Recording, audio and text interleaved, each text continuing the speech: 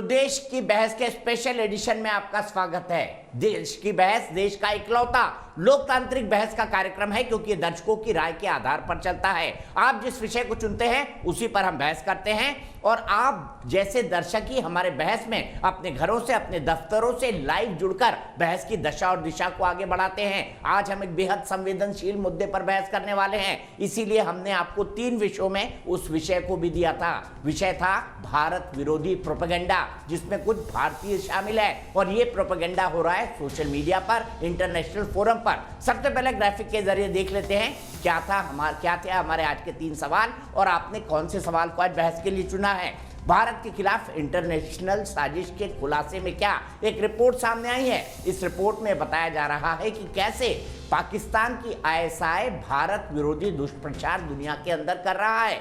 पुरानी कहावत है, घर का भेदिए लंका ढाए। इसमें कुछ भारतीय नाम भी शामिल है जो सक्रिय तौर पर अपने ही देश की आलोचना नहीं करते, बल्कि अपने ही देश के साथ देशद्रोह करते हैं, पाकिस्तान समर्थित अंतर्राष्ट्रीय मंचों पर जाकर भारत की बुराई करके। कौन है वो लोग, उनका भी खुलासा होगा। लेकिन इन सबके पीछे कौन है? इन सबके पीछे आईएसआई, इन सबके पीछे है पाकिस्तान की सेना, इन सबके पीछे है पाकिस्तान की सरकार। तो क्या है ये पूरा एजेंडा, और कौन सी है रिपोर्ट जिसके आधार पर हम आपको बता रहे हैं कि देखिए कैसे अंतर्राष्ट्रीय टूल किट 2 एक्सपोज हुई है 5 अगस्त के पहले, क्योंकि 5 अगस्त को धारा 370 और 35A की समाप्ति हुई थी। 2 दिन पहले हमने बताया था कि कैसे भारत विरोधी रेड इन कश्मीर नाम का एक हैशटैग ट्रेंड कराने के लिए आईएसआई और पाकिस्तान कोशिश कर रहा है। अब ये देखिए दूसरी टूल किट, जिसमें कुछ भारतीयों के परिवारों को फैक्ट्री दे दी गई है, पैसे दे दिए गए हैं अरबों करोड़ों कि भारत को बदनाम करो। सबसे पहले देखते हैं आईएसआई की ये चाल क्या है।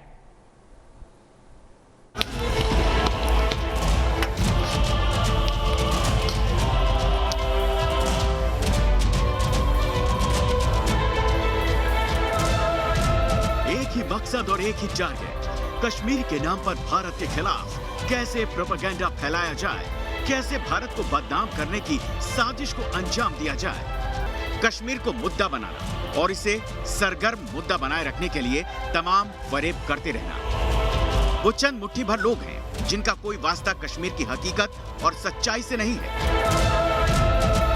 जो कश्मीर को, कश्मीरियत को, हिंदुस्तान से कश्मीर के लगाव को नहीं समझते, नहीं जानते, लेकिन नफरत का एजेंडा आगे बढ़ाते रहते हैं। कश्मीर के नाम पर दुनिया भर में झूठ का कारोबार करते हैं।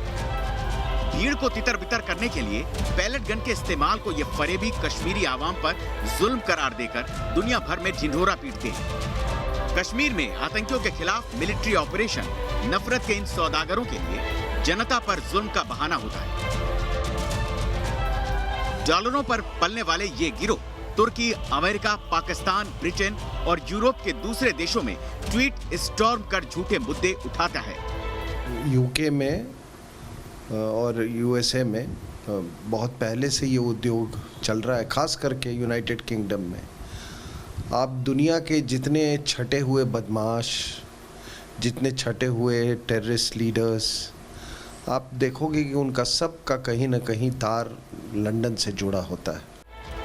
सोशल मीडिया के प्लेटफॉर्म का इस्तेमाल कर हेट कैंपेन चलाता है, टीवी की बहस का मुद्दा बनाता है, लेफ्ट विंग के अखबारों में कॉलम पब्लिश करवाता है। फरेब, नफरत, जलन, साजिश और प्रोपेगेंडा फैलाने वालों का ये गिरोह अपने मिशन में लगातार जुटा हुआ है, क्योंकि यह आतंक का वो खानदानी कुनबा है जो हिंदुस्तान से बेपनाह नफरत करता है। हिंदुस्तान के अटूट हिस्से कश्मीर की तरक्की इन्हें नापसंद है। 5 अगस्त 2019 के बाद इनकी नफरत और बढ़ गई। कश्मीर के नासूर धारा 370 को हटाए जाने से इनके नफरती दिमाग में भारत के खिलाफ जहर भरा गया है। पाकिस्तान के कश्मीर टूलकिट का पर्दाफाश करने के बाद न्यूज नेशन एक और बड़ा पर्दाफाश कर रहा है। भारत के खिलाफ नफरती एजेंडा फैलाने वाला खानदानी कुनबा कैसे साजिशें रच रहा है। देश की बहस में चर्चा है कि भारत विरोधी साजिश रचने वाले जान लें कि वो कभी कामयाब नहीं होंगे।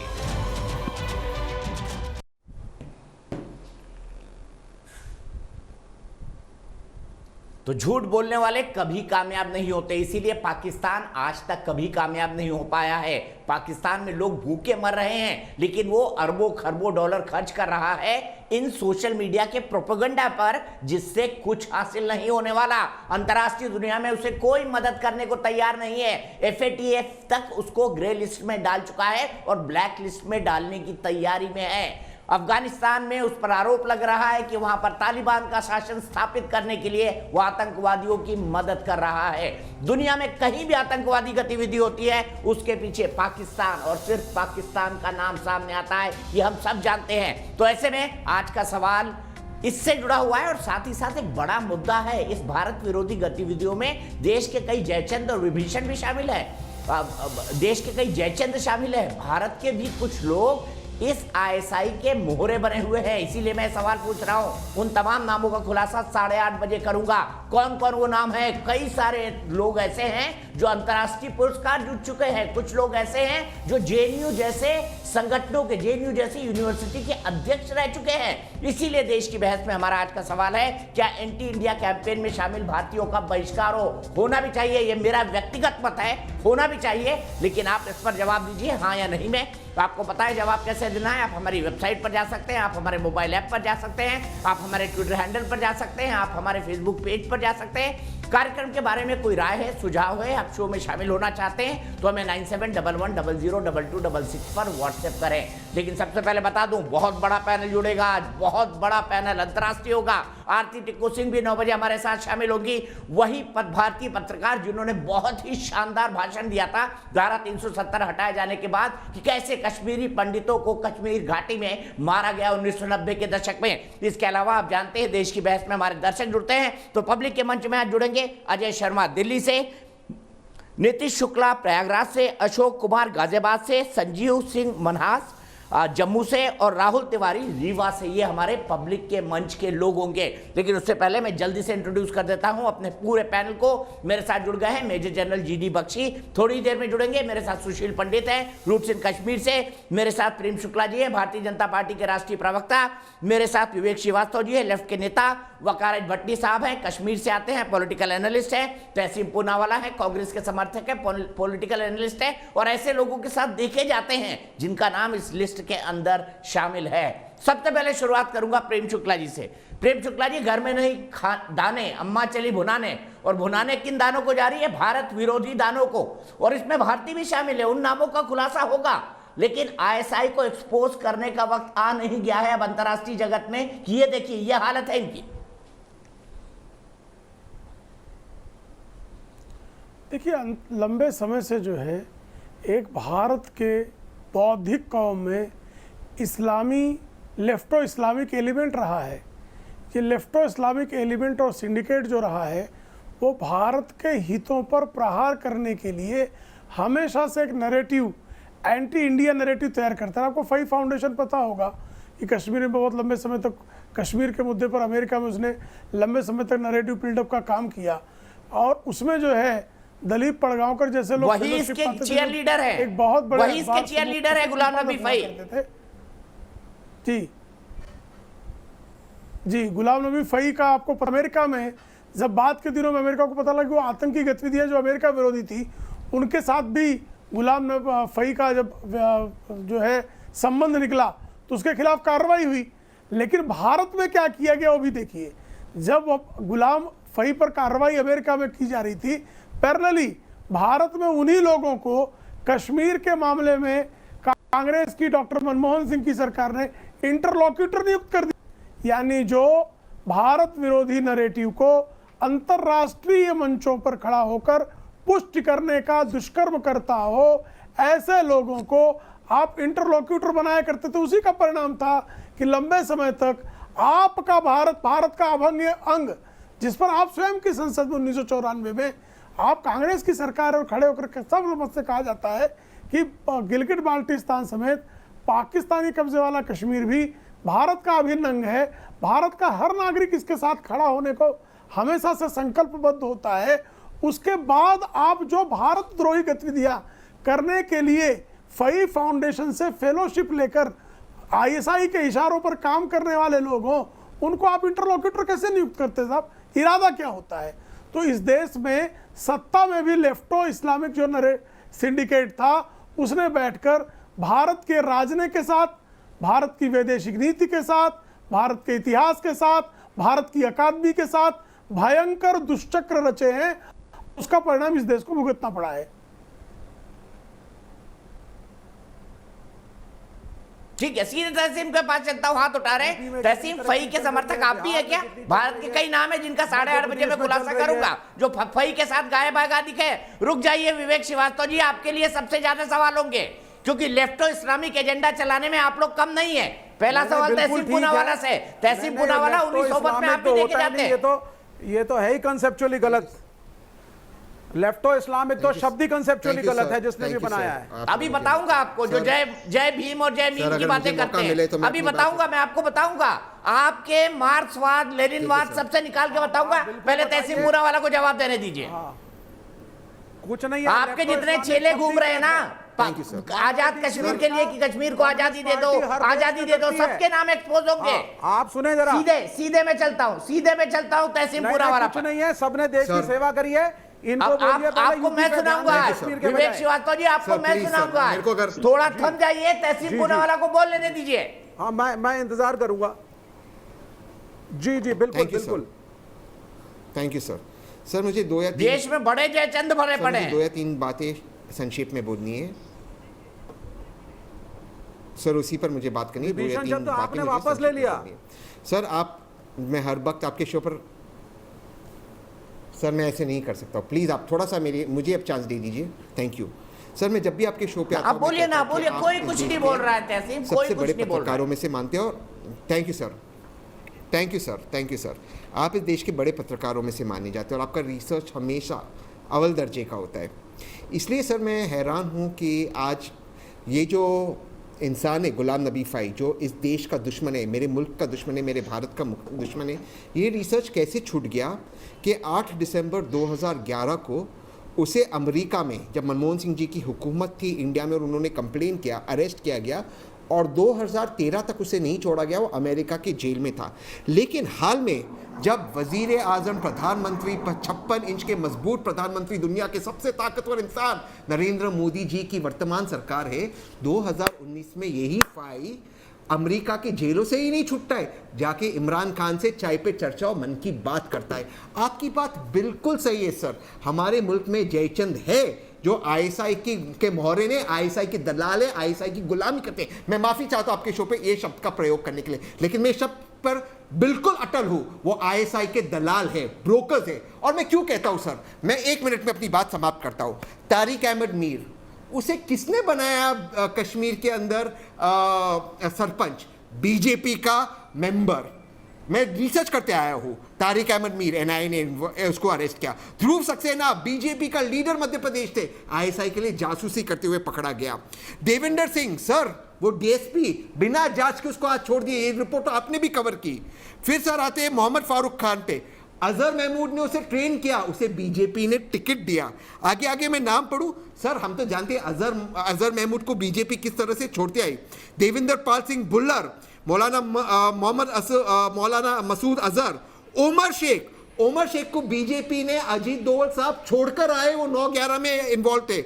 मुश्ताक अहमद जरगर और इतने सारे नाम हैं। इसलिए सर जो आपका तर्क है बिल्कुल सही है। जयचंद है हमारे मुल्क में जो आईएसआई से जुड़े हुए, और ये जयचंद का नाम है भारतीय जनता पार्टी, जो आईएसआई से मिली हुई है। और ये पार्टी जब तक इस मुल्क में रहेगी तब तक इस मुल्क को बर्बाद करने का काम करेगी। और सबसे बड़ा नाम तो हम सब भूल रहे, हफीज सईद के साथ जिसने चाय पर चर्चा मन की बात की, प्रोफेसर वेद प्रताप वैदिक, नरेंद्र मोदी जी के मित्र, वो हफीज सईद के साथ चाय पे चर्चा की है। जरा इसको आप वो करिए। ये देखिए गलत जानकारी रखते हैं। आजकल देखिएगा वैदिक जी क्या लिखते हैं, वैदिक जी नरेंद्र मोदी सरकार के बारे में क्या लिखते हैं, वो भी पढ़ लीजिएगा। आजकल लिखते हैं ना, के लिए पहिया रहे हो। बताइए, आप पर आरोप लग रहा है कि भाई आप आईएसआई के समर्थक हैं। जब हफीज सईद के साथ मुलाकात किए,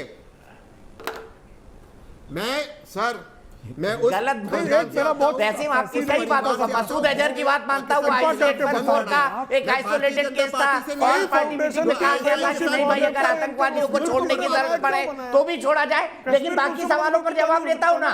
गुलाम नबी फई आपके कार्यकाल में कैसे छूट गया बताइए? प्रेम शुक्ला जी जवाब दीजिए इसका।